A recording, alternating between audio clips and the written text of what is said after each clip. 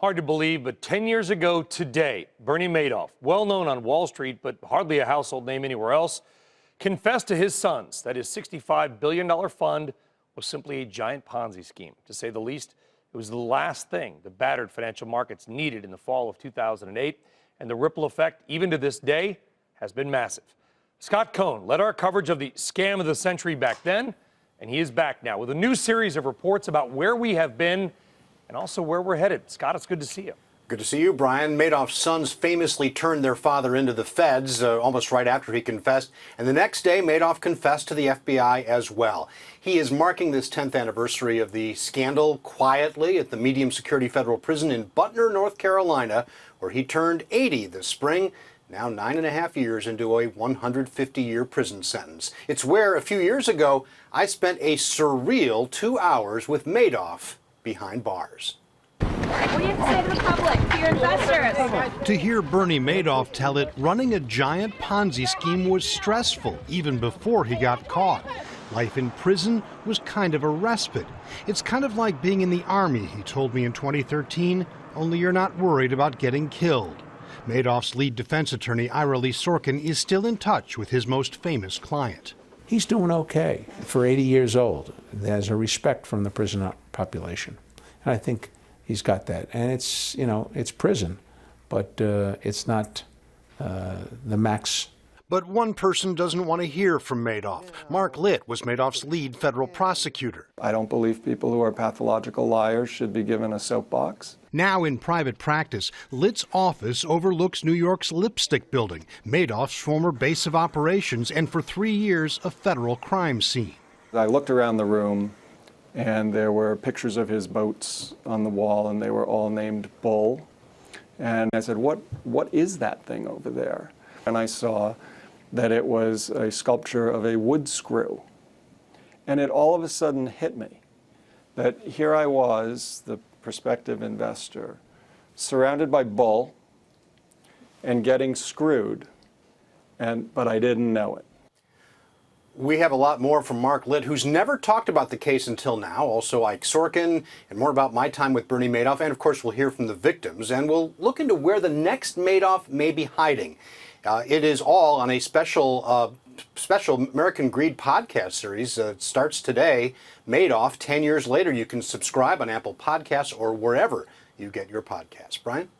You've talked to the man. You've talked to Bernie Madoff. Yeah. What's he like in person? You know, he was surprisingly regular when I finally met him, and I had seen him in all of the court appearances. I was about 15 feet away from him, sitting in the jury box the day that he was sentenced to 150 years.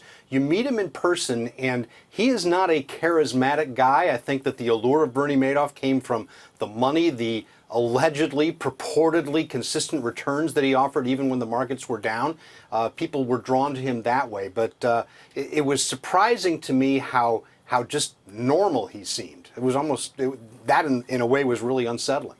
And when you talk to a guy like Litt, what was their most surprising thing that they found? I mean, I guess it was the macro, Scott, of course, was that this could go on for so long with nobody, even employees of the company, not realizing that it was fake. What other surprises did they find? Well, it was interesting for a prosecutor like Mark Litt, who is used to building a case toward an indictment over a period of years. This was different. This started out with being told that there was a confession, and then going in and trying to sort it all out, and in the space of a very short period of time, had to come up with a criminal complaint that would last, that would stick through all of these years, both in terms of forfeiture, in terms of, I mean, they didn't know at the time whether Madoff was going to immediately plead guilty. It took him 3 months, which is relatively short, but it was sort of almost like a crash course here of trying to put this together in a way that would serve the victims and serve justice. Can I ask probably a dumb question, Scott? I mean, you and I, we work in TV. We say stuff, we write stuff, and it goes on TV, and we know that it works.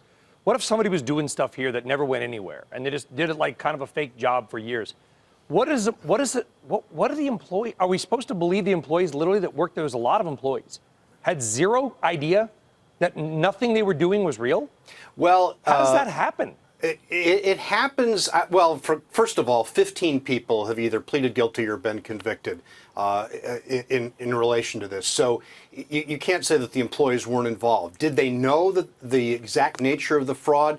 All indications are no. Nobody was charged with that, but they were charged and convicted in most cases of falsifying records, of doing things that they probably should have known something was going on. But remember, a lot of the people that worked for Bernie Madoff were not people that were recruited from other Wall Street firms. They were people that grew up within the business, that came out of high school or a little bit of college. Those 5 Madoff employees who were convicted were not people that were Wall Street pros. They were people that were taught by Madoff. And if you believe that nobody else was complicit in the fraud in terms of how are we going to make these trades fictitious over the space of so many years?